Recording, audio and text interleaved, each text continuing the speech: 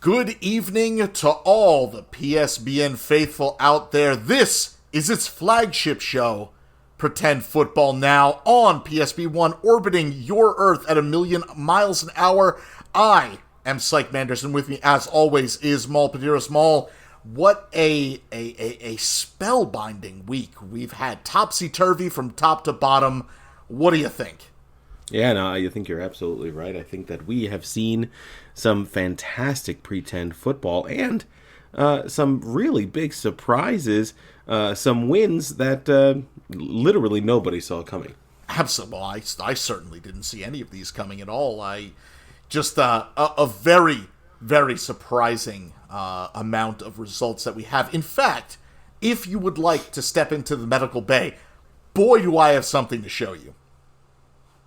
Yes, absolutely I shall. However, let me start with a question. When is freedom truly freedom? When does wrath start to guide all of your actions? When the noble spirit of mankind departs you? What if you were born with a savage alien heart? What dark matters would cloud your unfathomable mind? Well, I've got no idea, but let's take a look at Glorp and the 51ers spanking of the Cooter Institute Beavers this week. So, Pink Taco Stadium at the Cooter Institute was packed to see a thrilling victory to propel them into a safer position in the ever-looming playoff picture. And boy, did they take that field. They were led by Tony, the Antonio Pollard, his quick 15.7 points. But that quick inspiration, that flash of production, seemed just about the extent of the KIB's ground game. Matthew Mantonio Stafford disappointed with 12.2 points out of a possible 23, and even a big 17.7 point effort from Cooper Coutonio Cup fell much short of his 19.3 projection. Odell Otonio Beckham Jr. fizzled with 2.8 points out of a projected 9.6. What a debut. Chronic underproduction plagued the entire Beavers roster, leaving a stunned fandom speechless, jaws open, to watch the inevitable rise of Glorp. The 51ers struck with Antonio the Late Bloomer Gibson's 20.8 effort, over 10.5 projected points, and the Miami D even swung into action, earning 26 huge points over their projected 5.4.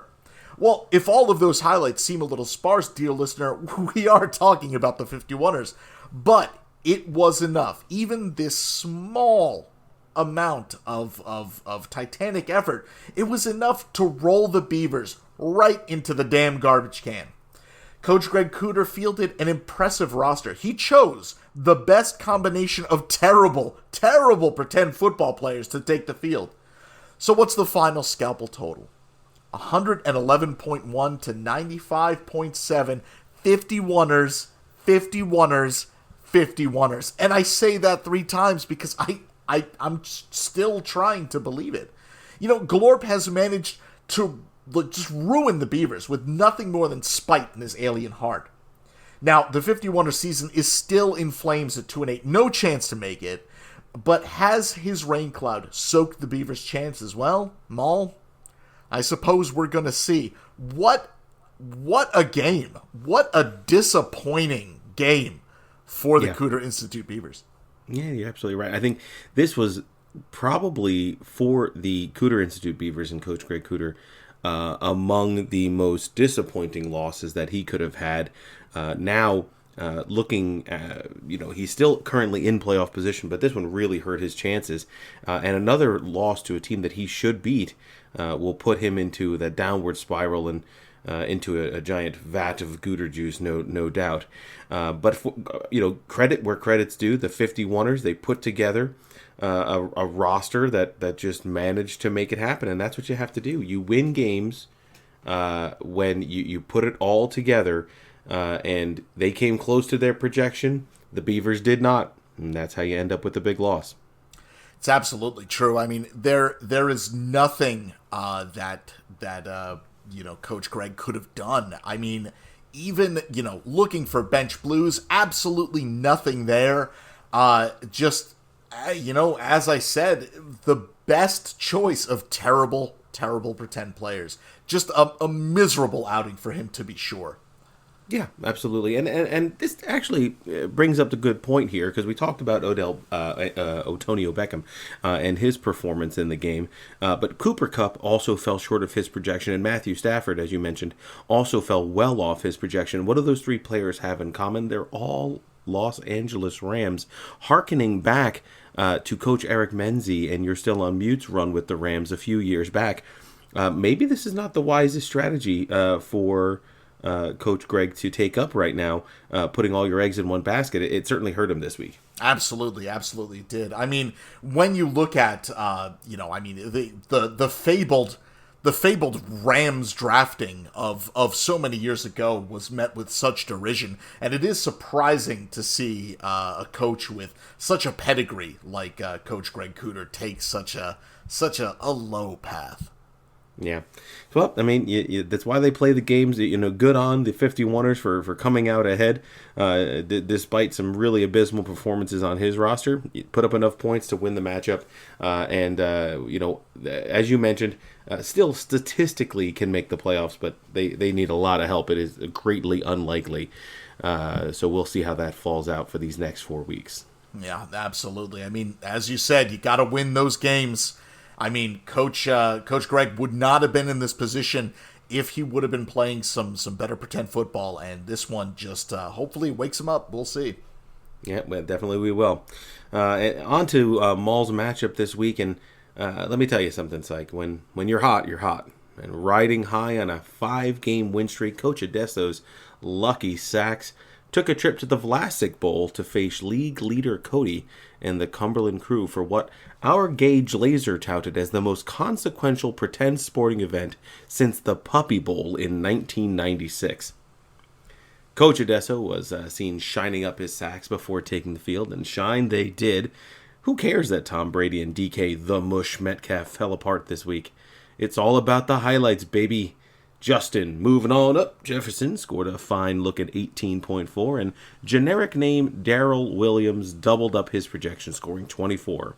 Michael Carter, DeErnest Johnson, and DeAndre Swift, that's a lot of D's, also came into play, adding double-digit totals as well. Hell, even the Colts defense scored a triumphant 23.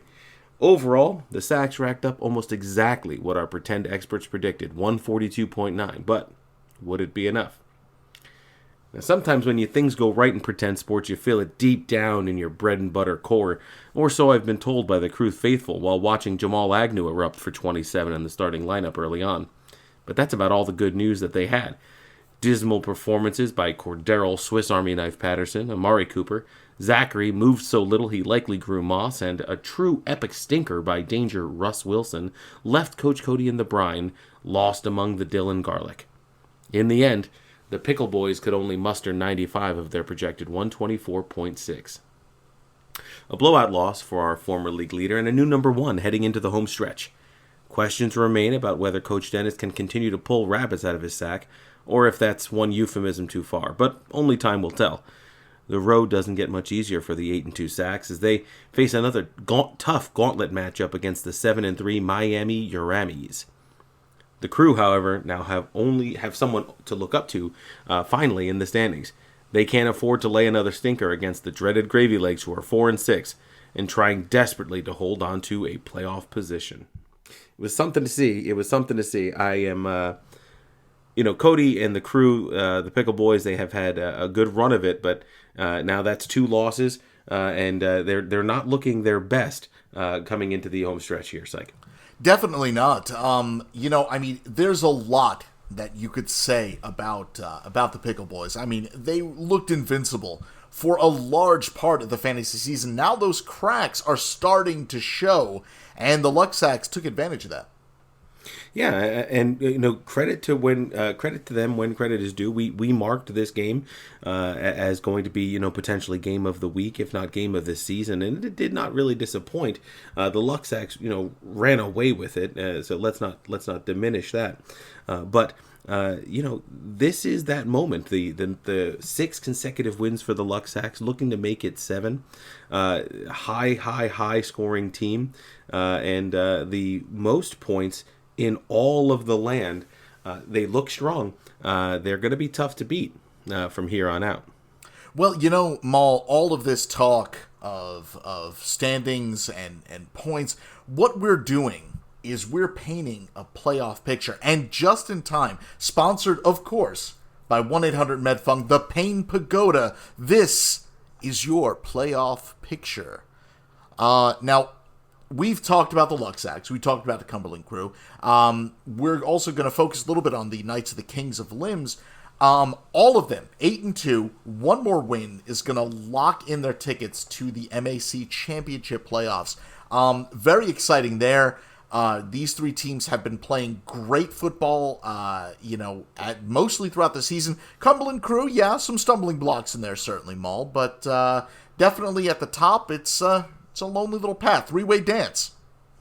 Yeah, they're all doing very well, and they, like I said, like you mentioned, I should say, they pretty much are locked in to make the playoffs. They would have to have a catastrophic failure from here out to miss the playoffs, but one more win, and no matter what happens below them, they will take to the top. Now, our lone 7-3 team is the Miami Uramies.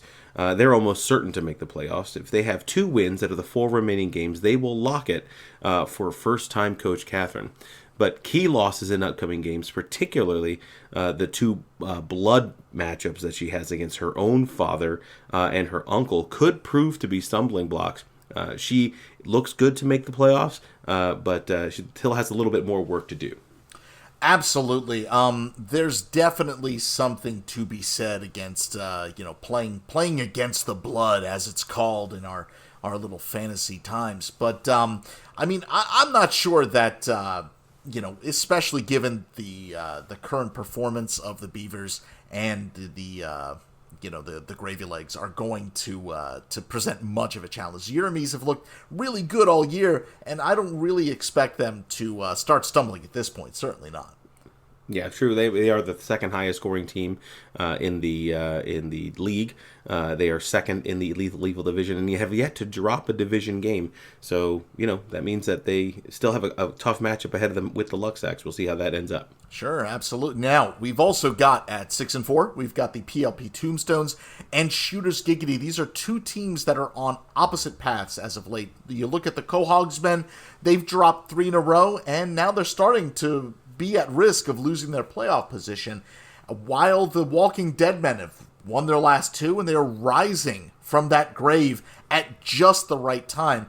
And wow, are they. The PLP Tombstones, definitely a comeback story. They were middling for all that time, and just to rush back like this, just like The Undertaker sitting his way up. Yeah, it's been really impressive to see, and Coach Scott Martin has really done a good job keeping his team together. They've won 2 in a row, and let's not forget, they were the runner-up last year, right? They fell to Onyx in the championship. This is he hasn't won an NJC FFL championship. He has yet to hold the MAC trophy, but he's close, and this could be his year. He's peaking at just the right time. Absolutely, I completely agree with you there. He's just been playing great pretend football. Yeah, absolutely. And the Cohogsmen, I'm starting to get a little bit concerned there. They're the one team that's in these higher ranks at 6-4 that I'm a little bit concerned about. If they suffer a couple of losses, they could be on the outside looking in come playoff time. Yeah, again, absolutely true. We've seen Shooters Giggity at their best and truly at their worst this season. Always kind of a roller coaster with them, but hopefully they can right the ship and stay in this thing. We'll see. Yeah, absolutely. Now things get very interesting at 5-5 and 4-6. Now only 2 of these teams will eventually make the playoffs. The rest will have to get pretty lucky, as it sits, right? A lot of these teams above them would have to drop in order for more than 2 of these teams to make it. So the Beavers, we talked about them. They're 5-5. They need to get their head straight from their drunken bender in order to claim a spot.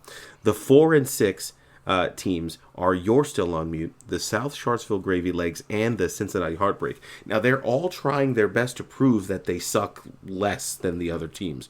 Right now, the Legs are in the 8th position. They would be squeaking into the playoffs. They have tough games against the Crew and the Uramis up on tap. So there's definitely room for concern. The easiest path now, unbelievably, it is Coach Eric and the Mute Boys. Their next 3 games are against the virtually hornless Death Squad, Glorp and the 51ers, and Funky Butt Lovin'. Unbelievable that they have this path to make it into the playoffs. And then finally, the Heartbreak. They have yet to play. The teams that are yet to play on their schedule have a combined win-loss record of 26-14. That is a deadly gauntlet. So I'm interested to see how that turns out. Yeah, that's going to be one to watch. Look, we if we didn't love the Beast and his pretend football ways, I mean, we wouldn't be here on PSBN 1, right? I mean, he's a very exciting coach to watch. That, however, is a climb. That is going to be very difficult. Yeah, absolutely. I mean, we're willing to your point, we're willing to overlook all of the lawsuits and all of the touching that the Beast has done in the past to understand that he's just trying to get the most out of his players. And what we're seeing now is that he's going to have a really big hill to climb to get out there. I really like the chances of Coach Eric Menzie and You're Still on Mute. I believe that they will make the playoffs in the end here. It's just a matter of whether the Beavers are going to hold on or if it's going to be the Mute Boys and the Gravy Legs. I just don't see the Heartbreak doing it. That's just too difficult for them to get back in. Yeah, what a strange gift Coach Menzie has been given with that path to the playoffs. You could not ask for better. You really could not. Yeah, it's pretty fantastic. And so, that the only other things that we really have, the real long shots here. See, mathematically, the 4 remaining teams, the Death Squad, the Vagina Flowers, the 51ers, and Funky Butt Lovin', have a mathematical chance to ram it in through the back door. But they would also have to win every single game that they play and then see dramatic losses all around them. So it seems very unlikely one more loss from any of these teams will take them out of the playoff picture. A horrible place to be in as a pretend coach. As you know, Maul, I am close personal friends with Coach Bub Flipper, who has been long since disappeared off the radar. Nobody knows where he is or what he's doing. But, to not control your own destiny is truly one of the worst things. And I remember Coach Flip railing against that in some of his pretend games. It's truly just the worst scenario that you could be in as a pretend coach. Yeah, I mean, and they, let's be honest, these coaches, they tend to have they tend to believe in themselves, and they're pretty fragile, right? They're pretty fragile individuals, and when that Fed kicks in, that's a hard thing to overcome. These 4 teams, they deserve our thoughts and our prayers, as they certainly go into Fed season with heads held relatively low. They were terrible this year, but certainly looking forward to what next year might bring for them. But that takes us to the end of this week. This is going to be a fun one. Week number 11. A lot of good matchups. I'm excited for what we're going to see here in our pretend land. Yeah, there's going to be some just real barn burners, I feel. A lot of things are going to be shaken out in Week 11, and if you're not there, you're not tuned in to PSBN 1, how are you going to stay on top of all this? Huh? Tough guy? You got me. I know that there's only 2 things that you can see when you're here up in PSBN 1. That's the live, direct, multi-channeled satellite feed of all these pretend football games, and the floating image of Janine that rambles around the open spaces. Yeah, I've been meaning... look, I don't want to impinge on your freedoms or anything like that and all, but can we get that picture just stowed away? You know what it does to me, and I see it, and I get Yeah, no, I don't want to be reminded of that. We do what we want to do. Deal with it. I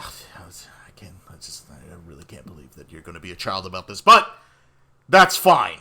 That's fine. I'm fine. Everyone at PSBN is fine. And in fact, this has been your number 1 rated PSBN program, Pretend Football Now. This is PSBN 1 signing out.